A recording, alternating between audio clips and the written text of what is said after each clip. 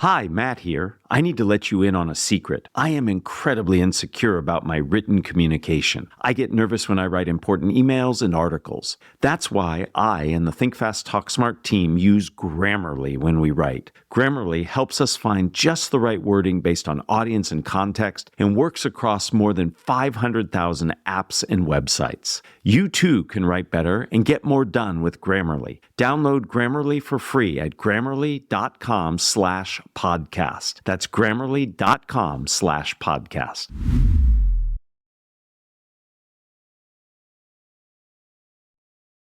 Good stories provide opportunities for both simulation and inspiration.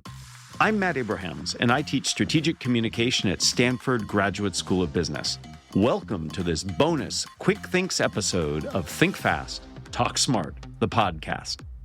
During my recent interview with Dan Heath, he offered a masterclass in what makes for a great story by not only telling a great story, but helping me analyze it.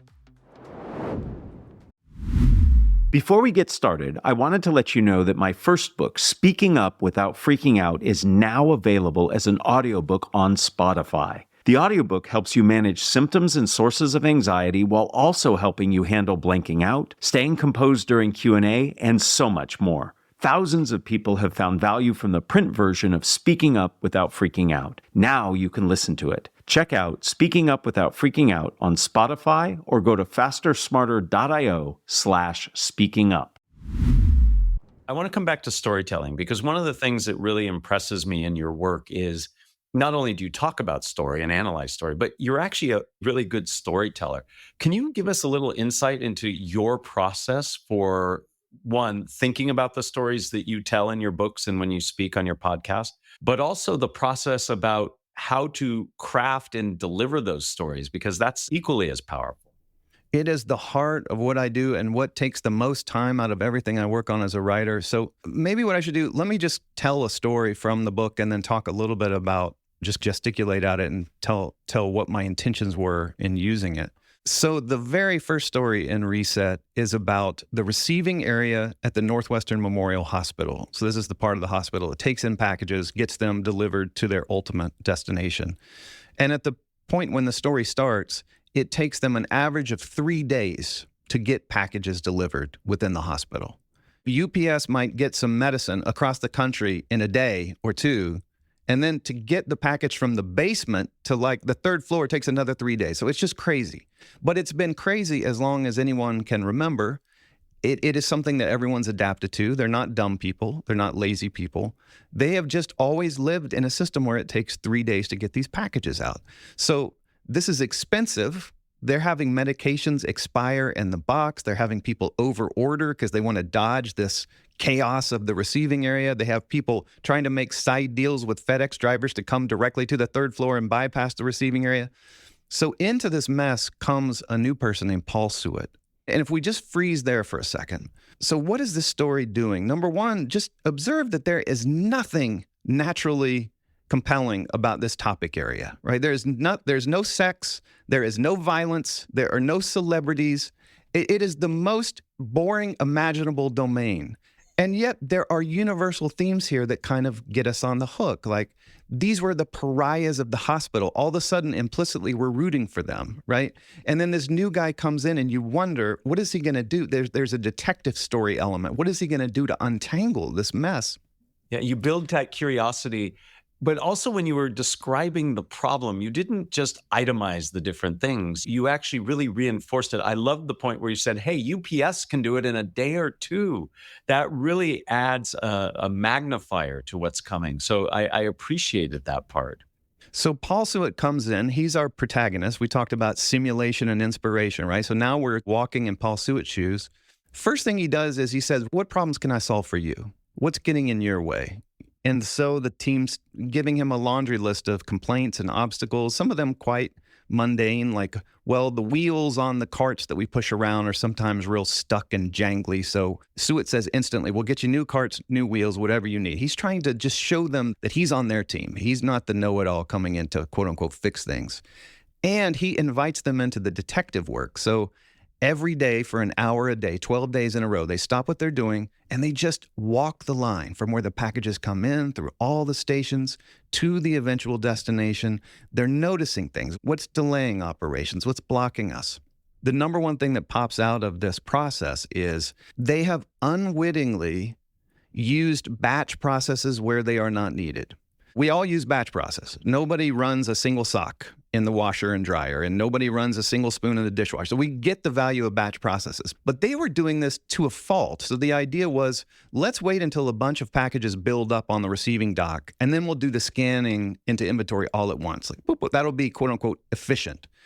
But what Suet helped them realize is that there was no natural, organic reason to have these delays, that as he said, the system should flow like a river, and we should be able to take a package and have it flow along, and we should be removing friction, removing obstacles from its way.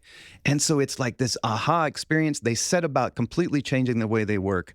Within 12 weeks, they're delivering 90% of the packages in one day, something nobody thought imaginable, much less practical. People start visiting the receiving area to learn what they've done. And so again, if you zoom out of the story for a second, there is zero of natural intrinsic value in any of these details. I mean, I said the phrase batch processes and you didn't immediately go to sleep, right? That's the power of story, right? Is once we see a protagonist and a challenge and some stakes that matter, like we're in it. But with that batch processing, you did something, I think, which is very masterful, is you didn't define it. You didn't say, here's what a batch process is, because many people know what it is, but they don't know that term. But you just said, we don't wash one sock. We don't put one spoon in the dishwasher. That was a great way of explaining something without actually breaking it down and saying, now I'm explaining it. You do a great job of hooking us in and diagnosing and describing for us what you do. I'm curious, how do you find these stories? How did you find Paul Hewitt? Did you know him? Did somebody point you to him? Were you in that hospital? How did you find that story? This is the most frustrating and rewarding aspect of the work. Is the majority of the way I spend my time as a writer is finding stories like that. I spend a lot of time figuring out, what am I trying to say to the reader? How am I going to arm them with principles to make their life or their work better? That's part one.